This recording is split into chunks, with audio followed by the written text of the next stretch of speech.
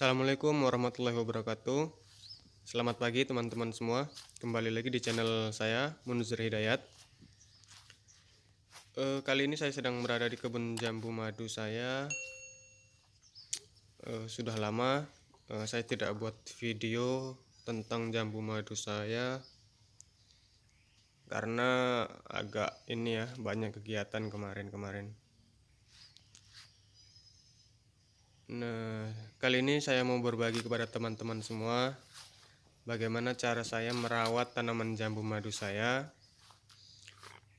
Kondisi sedang muncul tunas merawat daun muda berbarengan dengan muncul bunga ya. Nah, yang pertama dalam tabu lampot ini yang perlu kita perhatikan adalah kita harus menjaga media tanam kita tetap bagus ya, mampu memenuhi kebutuhan tanaman yang kita budidayakan ya. Kemudian selain media, yang kedua air, jadi harus cukup air. Nah, ini saya siram sehari 2 kali, jam 9 dan juga jam setengah 2 siang. Nah, ini karena kebutuhan air dari tanaman yang kita budidayakan betul-betul bersumber dari apa yang kita beri ya. Nah, kemudian yang ketiga pemangkasan.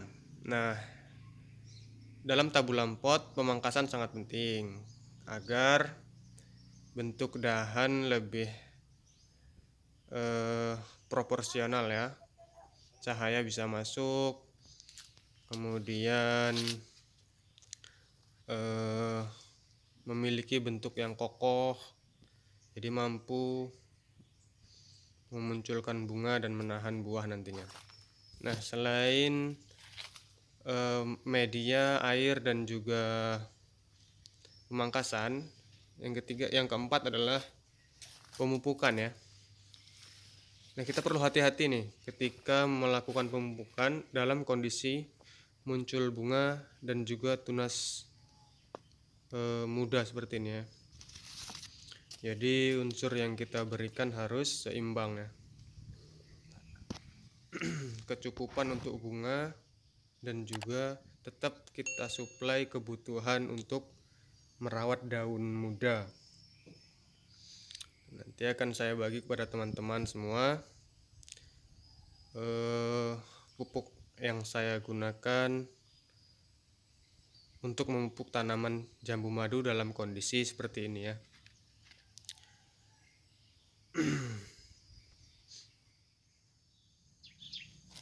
Nah, ini dia. Ini pupuk yang saya gunakan. Ada urea. Ini yang putih nih. Kemudian TSP yang hitam dan juga KCL yang merah ya. Jadi pupuk yang saya gunakan ini merupakan pupuk tunggal yang saya konversikan menjadi pupuk majemuk ya. Jadi kan ada pupuk majemuk seperti NPK Mutiara atau NPK yang lain. Ada juga pupuk tunggal seperti urea, TSP dan KCL ya.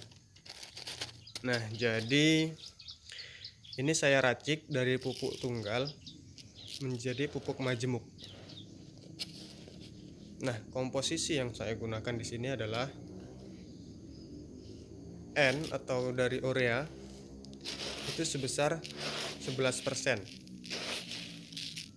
Jadi per 100 kilo 11 kilo adalah unsur N, seperti itu ya nanti ya.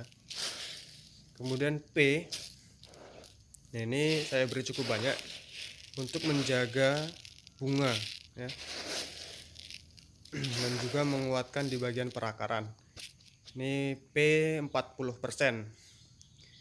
Kemudian unsur K itu untuk memperkuatkan batang bunga dan mencegah kerontokan serta lebih menguatkan tanaman dari serangan hama. Itu untuk K sebesar 17%. Jadi yang saya gunakan N 11, P 40 dan K 17%. Jadi komposisinya seperti itu ya. Jadi tadi sudah saya hitung, setelah itu saya timbang.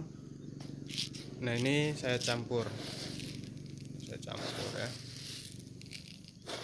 Jadi keuntungannya, satu, lebih hemat waktu ya pengerjaannya, kemudian lebih murah biayanya. Jadi nanti teman-teman bisa cari di Google, atau nanti bisa saya buatkan lah videonya di lain waktu ya, bagaimana cara mengkonversikan pupuk tunggal menjadi pupuk majemuk.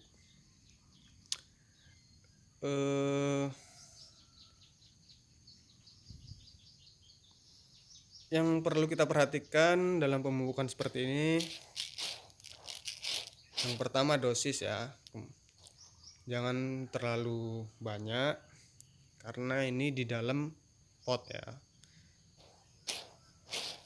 Kemudian waktu aplikasi, jadi waktu aplikasinya itu kalau bisa usahakan pagi atau sore hari ya, jadi dia tidak menguap. Pagi hari sebelum menyiram, sore hari setelah matahari mulai tidak terlalu panas ya. Nah, jadi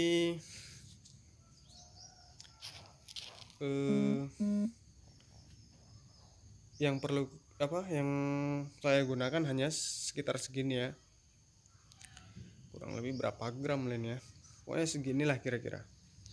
Ini cukup untuk satu tanaman ya. Kita taburkan merata di bagian atas. Nah, yang perlu diperhatikan,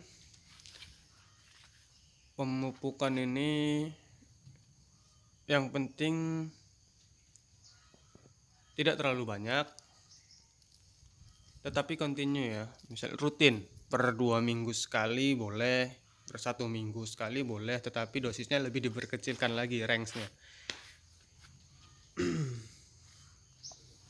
Jadi karena ini penyiraman kan rutin sehari 2 kali, jadi kalau kita beri terlalu banyak pun dia hanya akan terbuang sia-sia, tercuci ketika penyiraman ya. Jadi lebih baik dosis kecil tetapi rutin seperti itu.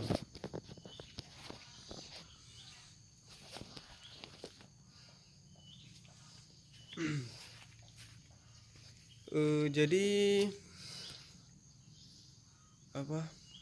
jika teman-teman memiliki tanaman tabulam pot ataupun tanaman yang ditanam di tanah, bisa meracik sendiri NPK majemuknya sesuai kebutuhan. Misal kondisi sedang ingin menambah daun baru ya, atau merangsang vegetatifnya, tetapi kita tetap harus mensuplai untuk batang, akar seperti itu ya. Jadi bisa N-nya ditinggikan, P sama K agak rendah, seperti itu. Jadi fokus ke pertumbuhan atau penambahan dahan, tetapi kita tetap menjaga atau tetap memberi asupan ke akar, batang seperti itu ya. Jadi dia lebih seimbang.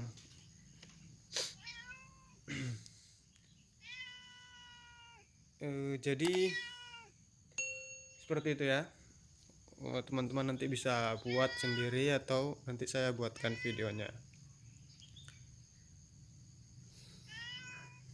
Yang terpenting jangan terlalu banyak. Nah, 1 kilo seperti ini cukup untuk memenuhi 200 tanaman tabulam pot ya. Nah, baik, saya akan lanjutkan dulu pemupukan saya. Oke, udah siap ya. Nah, saya akan tunjukkan kepada teman-teman lokasi kondisi kebun saya dari atas ya. Kita lihat semua tanamannya nanti dari atas. Saya panjat dulu polytanknya.